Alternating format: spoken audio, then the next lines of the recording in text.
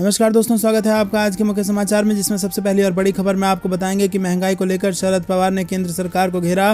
कहा पहले कभी ऐसा नहीं हुआ, मोदी सरकार है नाकाम। दूसरी बड़ी खबर में जिक्र होगा कि यूपी में बढ़ती आपराधिक घटनाओं पर अखिलेश यादव का प्रदेश सरकार पर हमला। मिर्जापुर भी जाएंगे मुख्यमंत्री योगी। तीसरी बड़ी खबर में आपको बताएंगे कि अखिलेश यादव ने समझाया महंगाई का गणित। कहा 275 रुपए प्रति लीटर हो जाएगा पेट्रोल। चौथी बड़ी खबर में जिक्र होगा राजस्थान का। कांग्रेस का मास्टर स्ट्रोक, पीसीसी चीफ के लिए पायलट की ताजपोशी तय।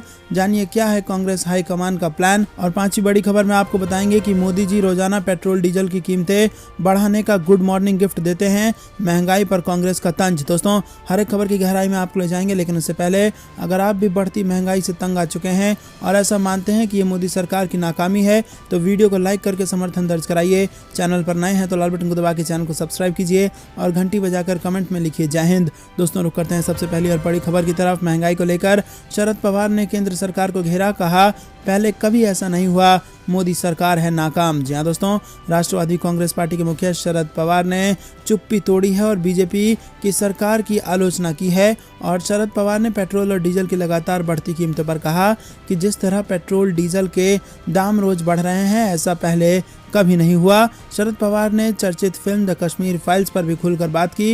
उन्होंने कहा कि कश्मीरी पंडितों पर जिस समय अत्याचार हुआ था, तब वहां की सरकार को बीजेपी का समर्थन मिला हुआ था। उस समय मुसलमानों पर भी इस तरह के हमले वहां हुए थे और इन सब के बीच पाकिस्तानी आतंकवादियों का हाथ था। सरकार को इस तरह की फिल्मों को रोकना चाहिए था। उन्होंने कहा कि मोदी सरकार को अगर कश्मीरी पंडितों की इतनी चिंता है तो उनके पुनर्वास के लिए काम करना चाहिए था, जो उन्होंने नहीं किया। दोस्तों, रुक करते हैं अगली बड़ी खबर की तरफ। उत्तर प्रदेश में नई सरकार के गठन के बाद ही अखिलेश यादव योगी आदित्यनाथ 2.0 पर हमलावर हैं। अखिलेश यादव ने सरकार पर हमला बोलते हुए कहा कि भाजपा के राज में बेकारी, बदहाली व बेरोजगारी से तो आर्थिक असुरक्षा है ही, अब तो जो कुछ पैसा बचा है वो भी बैंक के बाहर या अंदर लूट लिया जा रहा है। जी हाँ दोस्तों, उत्तर प्रदेश में बढ़ती आपराधिक घटनाओं को लेकर समाजवादी पार्टी के प्रमुख और नेता विरोधी दल अखिलेश यादव ने प्रदेश सरकार को ट्वीट पर जमकर घेरा है। समाजवादी पार्टी ने अपने ट्विटर हैंडल से एक ट्वीट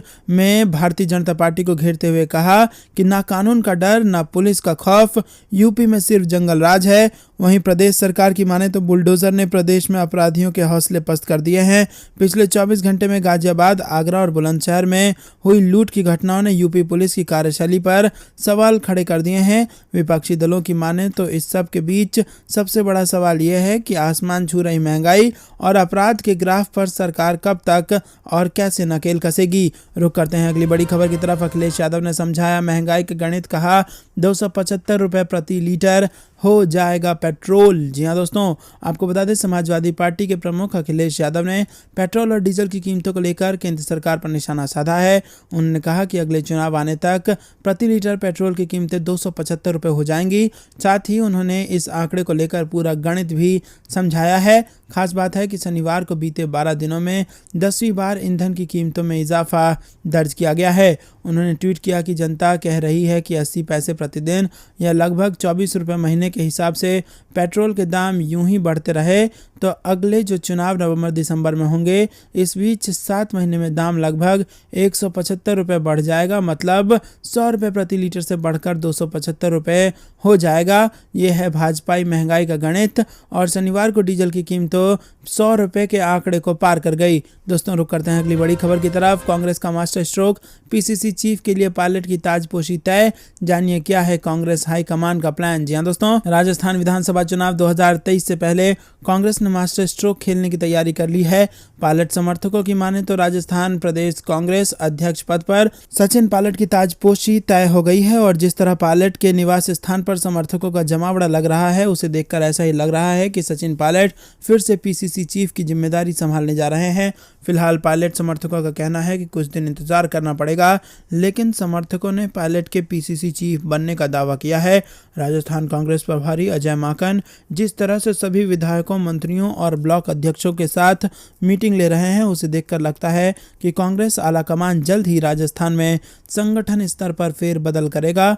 प्रदेश प्रभारी अजय माकन 3 अप्रैल को राजधानी जयपुर पहुंच गए हैं। दोस्तों रुक करते हैं अगली बड़ी खबर की तरफ। मोदी जी रोजाना पेट्रोल डीजल की कीमत बढ़ाकर गुड मॉर्निंग गिफ्ट देते हैं और महंगाई पर कांग्रेस का तंज। जी हां दोस्तों, देश भर में बढ़ती महंगाई को लेकर हाहाकार है। वहीं कांग्रेस महंगाई मुक्त अभियान चला रही है। इस बीच कांग्रेस ने पेट्रोल डीजल रसोई गैस और अन्य वस्तुओं की कीमतों में बढ़ोतरी को लेकर शनिवार को प्रधानमंत्री नरेंद्र मोदी पर जमकर हमला बोला। कांग्रेस पार्टी के मुख्य प्रवक्ता रणदीप सुरजेवाला ने आरोप लगाया है कि हाल के दिनों में ईंधन और जरूरी वस्तुओं की कीमतों में बढ़ोतरी के कारण जनता पर 1,25,407 करोड़ का अतिरिक्त बोझ पड़ा है।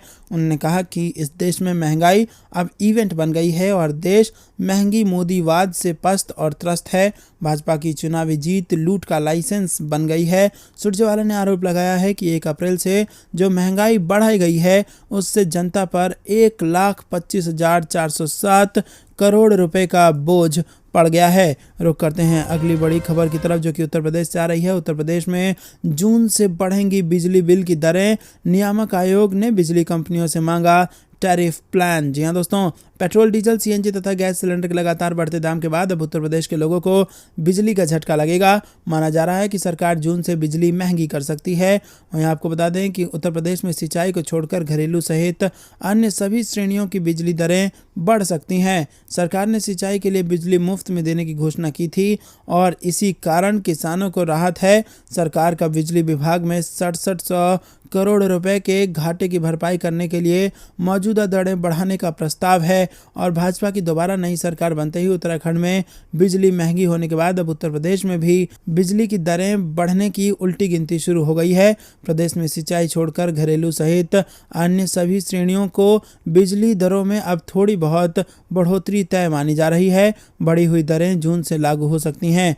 दोस्तों रुक करते हैं अगली बड़ी खबर की तरफ। शिवराज सरकार विरोधी हुए बीजेपी के कई नेताओं के स्वर और उमा भारती खुलकर कर रही हैं शराब नीति का विरोध, जिसके बाद मध्य प्रदेश में भाजपा को लग सकता है बड़ा झटका।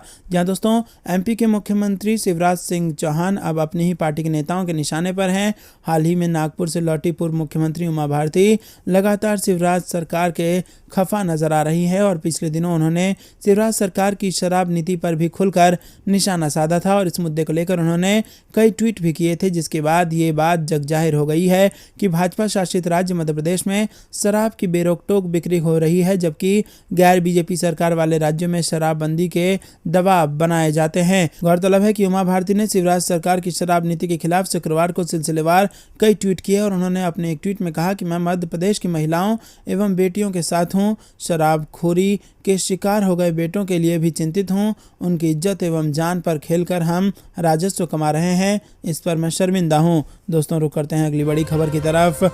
बिहार विधान परिषद का चुनाव सभी केंद्रों से होगी लाइव वेबकास्टिंग। शाम 4 बजे तक 23 केंद्रों पर डाले जाएंगे वोट। जहां दोस्तों बिहार विधान परिषद चुनाव के लिए पटना जिले में 23 मतदान केंद्र बनाए गए हैं और 4 अप्रैल को सुबह 8 बजे से शाम 4 बजे तक मतदान होगा। प्रत्येक मतदान केंद्र पर 4 कर्मियों की तैनाती की गई है। सभी केंद्रों पर वोटिंग की लाइव वेबकास्टिंग होगी। इससे मतदान केंद्रों की स्थिति हिंदी भवन बने कंट्रोल रूम से देखा जा सकेगा। दोस्तों रुक करते हैं अगली बड़ी खबर की तरफ। दिल्ली में तजिंदर पाल सिंह बग्गा के घर पहुंची पंजाब पुलिस। अरविंद केजरीवाल को लेकर दिया था विवादित बयान। जी हां दोस्तों, भारतीय जनता पार्टी नेता तजिंदर पाल सिंह बग्गा ने दावा किया कि पंजाब पुलिस के अधिकारियों की एक टीम दिल्ली पुलिस को बताए बिना उन्हें गिरफ्तार करने शनिवार को उनके घर पहुंच गई। बग्गा दिल्ली के मुख्यमंत्री अरविंद केजरीवाल के खिलाफ कथित अपमानजनक ट्वीट को लेकर आम आदमी पार्टी के निशाने पर आए थे। दिल्ली भाजपा के प्रवक्ता तजिंदर पाल सिंह बग्गा ने शनिवार को एक ट्वीट में दिल्ली पुलिस और पश्चिम जिला डीसीपी को टैग करते हुए कहा कि Punjab police car number PB65AK1594 स्थानीय पुलिस को सूचित किए बिना मुझे गिरफ्तार करने के लिए मेरे घर पहुंची। अब वो मेरे दोस्तों के पते ट्रैक कर रही है और उनके घरों में जा रहे हैं और अभी तक मुझे मेरे खिलाफ FIR थाने धाराओं की कोई जानकारी नहीं है। बग्गा भारतीय जनता युवा मोर्चा के राष्ट्रीय सचिव भी हैं और इससे पहले उन्होंने कई ट्वीट करके कहा कि वो लखनऊ में हैं और पंजाब पुलिस बिना किसी सूचना के उनके घर पहुंच गई है। क्या मुझे इसका कारण पता चल सकता है? उन्हें अपने खिलाफ किसी भी एफआईआर के बारे में कुछ भी नहीं पता है। दोस्तों रुक करते हैं अगली बड़ी खबर की तरफ। पेट्रोल डीजल के दाम की बढ़ती कीमतों को लेकर अखिलेश यादव ने उठाया सवाल, कहा है ये है भाजपाई महंगाई का गणित। जी हां दोस्तों, उत्तर प्रदेश के पूर्व मुख्यमंत्री अखिलेश यादव ने बढ़ती हुई पेट्रोल डीजल के दाम को लेकर जबरदस्त तंज कसा है। आपको बता दें कि उन्होंने ट्वीट कर लिखा कि जनता कह रही है कि 80 पैसे प्रतिदिन या लगभग 24 रुपए प्रति महीने के हिसाब से पेट्रोल के दाम बढ़ रहे हैं। यूं ही बढ़ते रहे तो अगले जो चुनाव नवंबर दिसंबर में होंगे, इस बीच 7 महीने में दाम लगभग 175 रुपए बढ़ जाएंगे। मतलब आज से 100 रुपए लीटर जो पेट्रोल है वो बढ़कर 275 का हो जाएगा। उन्होंने कहा कि भाजपाई महंगाई का यही गणित है। इससे पहले अखिलेश ने समस्त प्रदेश व देशवासियों को नव वर्ष एवं चैत्र नवरात्रि की हार्दिक बधाई एवं शुभकामनाएं दी। रुक करते हैं अगली बड़ी खबर की तरफ। गुजरात सरकार को सुप्रीम कोर्ट से झटका। साबरमती आश्रम पुनर्विकास योजना केस में तुषार गांधी की अर्जी पर फिर होगी सुनवाई। जहां दोस्तों, साबरमती में गांधी आश्रम की पुनर्विकास योजना मामले को सुप्रीम कोर्ट ने फिर से खोला है। गुजरात सरकार को सुप्रीम कोर्ट से झटका लगा है और योजना के खिलाफ महात्मा गांधी के प्रपौत्र तुषार गांधी की याचिका पर फिर सुनवाई होगी। गुजरात हाईकोर्ट नए सिरे से इस पर सुनवाई करेगा। पुनर्विकास योजना के खिलाफ याचिका को खारिज करने के हाईकोर्ट के 2021 के फैसले को रद्द किया और सुप्रीम कोर्ट ने हाईकोर्ट को मामले पर फिर से सुनवाई करने को कहा है और सुप्रीम कोर्ट ने कहा है कि हाईकोर्ट गुजरात सरकार का पक्ष सुनने के बाद फैसला सुनाए। रुक करते हैं अगली बड़ी खबर की तरफ। कर्नाटक में 150 सीटें जीतेगी कांग्रेस। राहुल गांधी ने कांग्रेस कार्यकर्ताओं को दिया जीत का मंत्र। जी हां दोस्तों, कर्नाटक में अगले साल विधानसभा चुनाव होने हैं और कांग्रेस की तैयारियों का जायजा लेने पार्टी के नेता राहुल गांधी ने यहां कार्यकर्ताओं के बीच 150 सीट जीतने का दावा किया है। इस दौरान उन्होंने बीजेपी पर निशाना साधते हुए कहा कि बीजेपी लोगों को बांटती है जबकि उनकी पार्टी लोगों को जोड़ती है और हमें यही कर्नाटक में करने की जरूरत है। राहुल गांधी ने कर्नाटक में कांग्रेस विधायकों को संबोधित करते हुए कहा कि आप सभी के लिए सबसे अहम संदेश ये है कि आपको एकजुट होकर लड़ने की जरूरत है। आपको इसमें और अधिक प्रयास करने की जरूरत है और जब भी आपको मेरी जरूरत होगी मैं आप सभी के लिए खड़ा हूं और मैं किसी भी लड़ाई के लिए तैयार हूं। कर्नाटक में हम 150 सीटें जीतने जा रहे हैं और मुझे विश्वास है कि यहां सरकार जरूर बनाएंगे।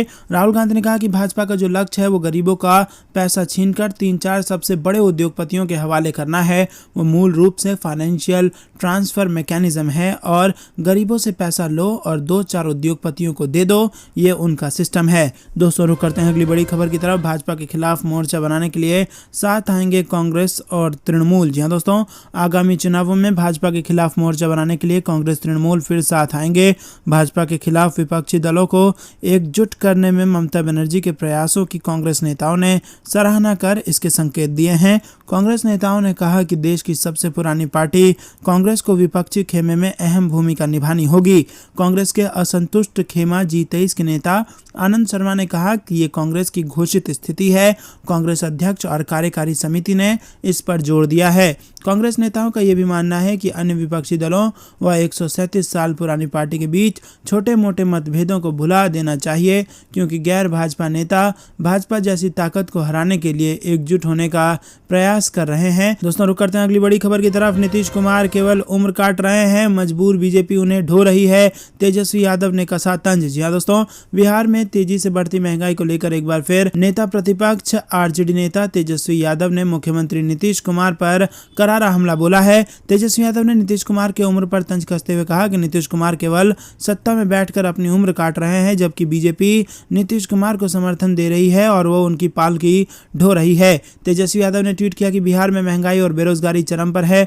डबल इंजन सरकार के कारण हर क्षेत्र में डबल ही ट्रबल है और मुख्यमंत्री बस अपनी उम्र काट रहे हैं तथा मजबूर भाजपा उनकी पालकी ढो रही है। दोस्तों आपको क्या कुछ लगता है कमेंट में जरूर बताइए।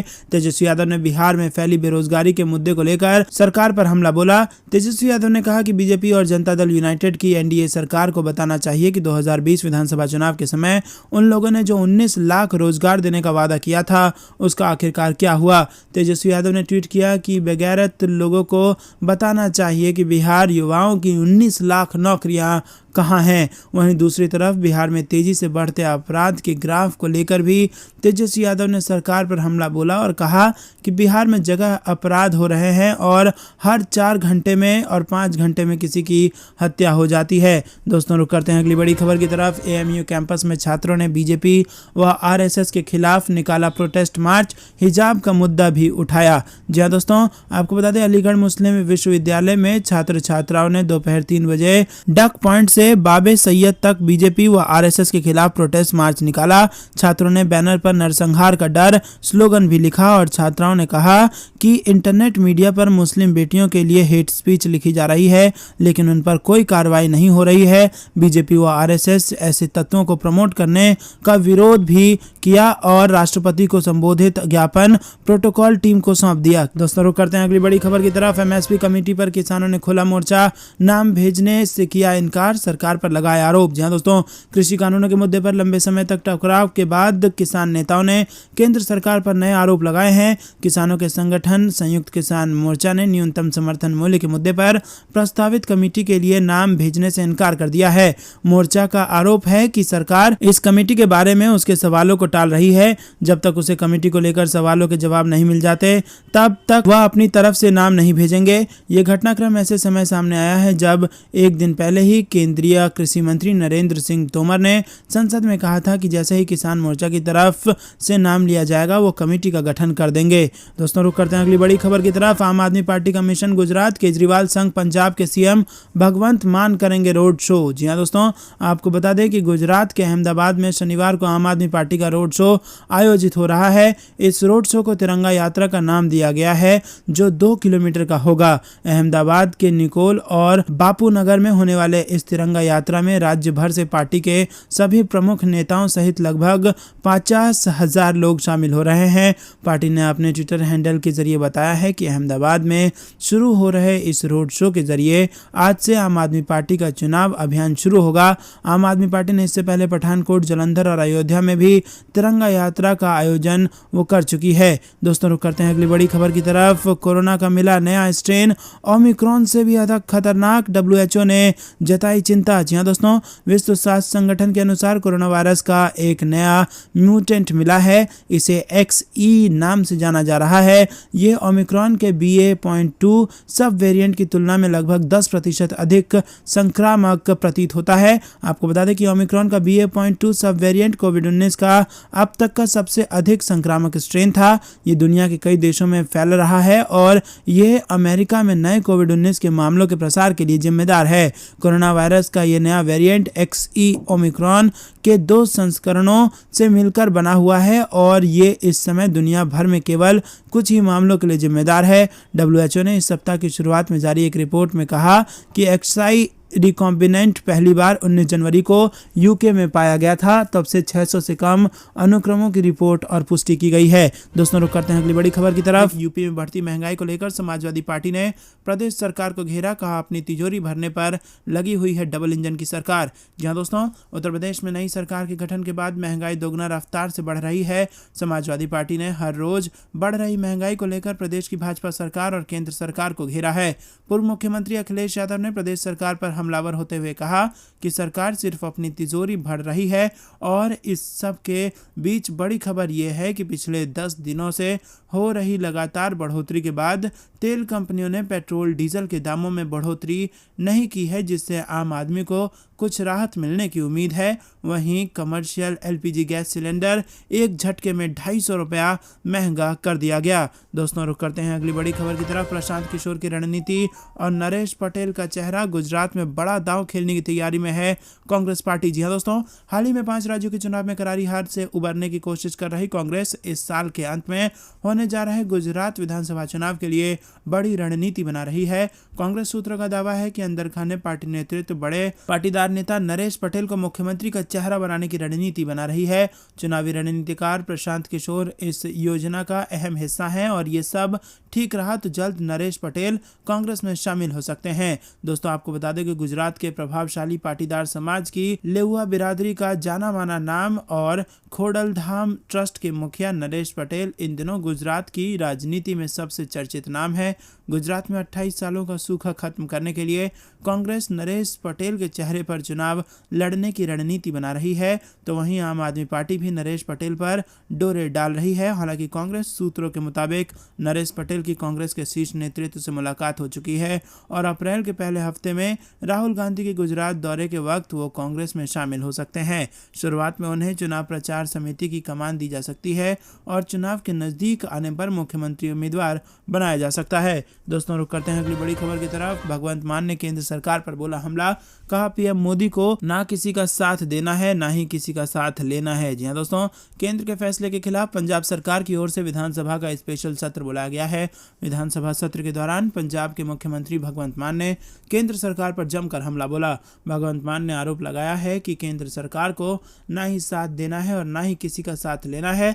भगवंत मान ने केंद्र सरकार पर अतिरिक्त बिजली नहीं देने का आरोप लगाया। भगवंत मान ने कहा कि दिल्ली में कोई भी काम करना हो तो उपराज्यपाल से अनुमति मांगनी पड़ती है, वहां सीएम का कुछ नहीं चलता क्योंकि वहां सरकार किसी और पार्टी की बनी हुई है। पंजाब ने केंद्र सरकार से एक्स्ट्रा बिजली मांगी लेकिन हमें मना कर दिया गया और हरियाणा को दे दिया गया। भगवंत मान ने पीएम मोदी पर जमकर हमला बोला और साथ नहीं देने का आरोप लगाते हुए पंजाब के सीएम ने कहा कि दूसरी तरफ पीएम मोदी कहते हैं कि सबका साथ सबका विकास, तो कहां है साथ? ना आपको साथ देना है और ना ही आपको साथ लेना है। केंद्र सरकार ने चंडीगढ़ के कर्मचारियों पर केंद्रीय सेवा नियम लागू करने का फैसला किया है।